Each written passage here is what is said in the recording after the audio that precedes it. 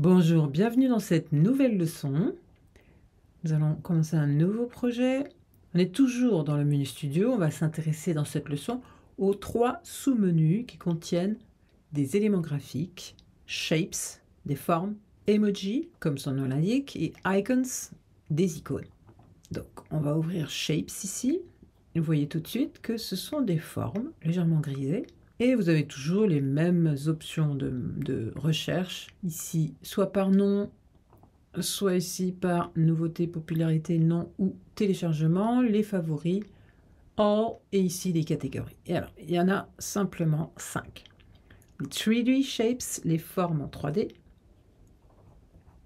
Voilà, donc effectivement, c'est bien de la 3D. Les basic shapes, les formes basiques. Les speech ou paroles, dialogue. Voilà. Donc c'est des bulles, tout simplement, pour faire parler éventuellement des personnages. Abstracts, donc abstrait. Donc plein de formes aussi rigolotes que vous allez pouvoir modifier, utiliser. Les blobs. Donc c'est plutôt des formes un peu arrondies, quoi. Donc on va regarder ce que j'avais téléchargé. Par exemple, speech. Hop. Ils vont toujours se présenter sous cette couleur bleue. Hein. Et vous avez dans ce menu la couleur de l'objet, que vous pouvez changer facilement, l'opacité, l'échelle, et ici Border Colors, la couleur de la bordure, qu'on peut modifier. Mais comme, vous voyez, la largeur de la bordure est de 0, on ne voit pas.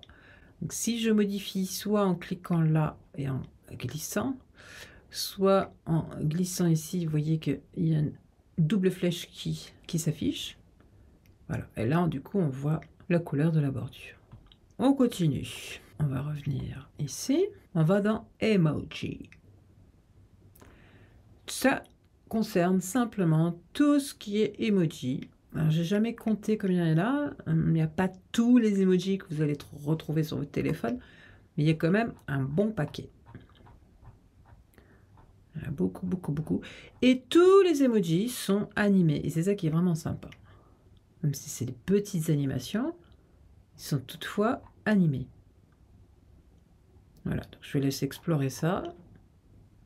Vraiment très sympa. Voilà, il y avait celui-ci. Je le mets là. Il est un petit peu grand, on va l'adapter et un peu le jouer. Donc c'est quand même très sympa, c'est mieux qu'un petit emoji statique. C'est une animation, donc c'est une vidéo. Vous voyez, le menu ici, il a changé.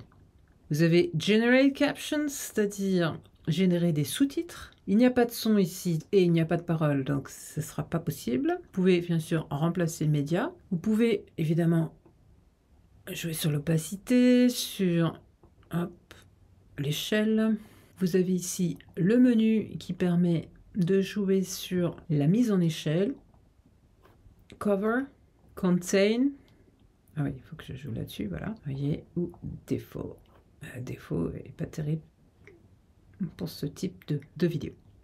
Vous avez le volume, ben là pour le coup il n'y a pas de son, donc c'est clair.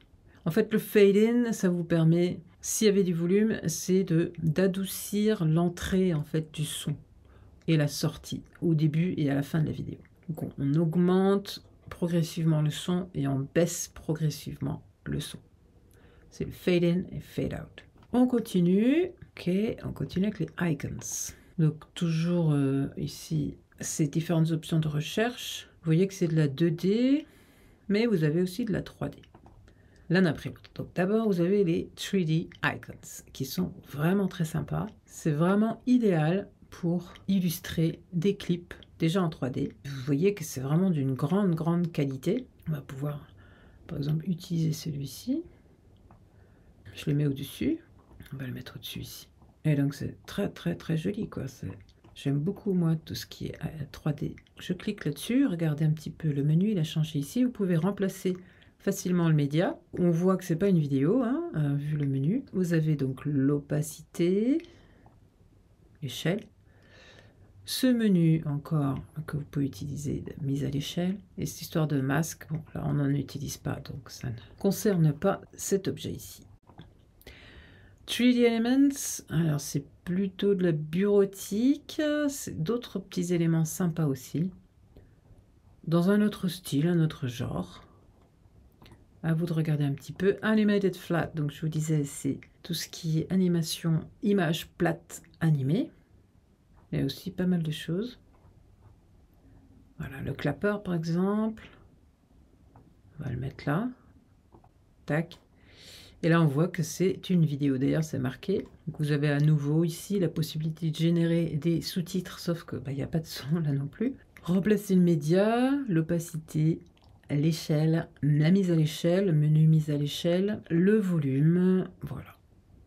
On continue. Devices, appareil. Donc, ça concerne tout ce qui est écran.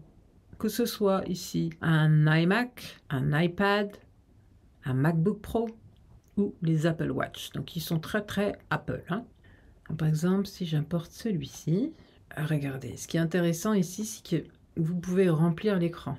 On peut s'amuser rapidement. Hop. Alors là, on ne voit pas bien puisque c'est noir sur noir. Si je change la couleur du canevas, on va le voir beaucoup mieux. Voilà. On revient, on continue. 3D Objects, donc les objets 3D. Il y a des choses assez intéressantes. Par exemple, Base, ben ça, je pourrais l'importer et l'utiliser pour remplir mon écran, par exemple. Vous voyez? Hop. Et voilà. Et donc, si maintenant je modifie, que je mets ça ici, on est encore mieux. Et que je mets ça par-dessus, hop, et que j'adapte comme ça, je réduis. Et voilà, maintenant, on a un écran d'ordinateur qui affiche une image. Voilà, je vous laisserai donc explorer, il y a beaucoup de choses. C'est principalement des objets créés avec l'intelligence artificielle en 3D. Hein. C'est un peu fouillis, un peu de tout.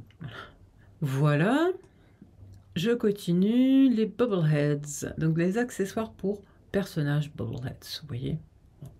Tout simplement, vous pouvez mettre un chapeau à votre personnage Bubblehead, que je rappelle qui sont ici dans les characters Bubbleheads. D'accord, ils sont là. Ou il y a un raccourci, regardez, un petit peu plus bas, dans les menus Studio, ici vous avez un menu Bubblehead direct. Petit raccourci. On revient à nos icônes.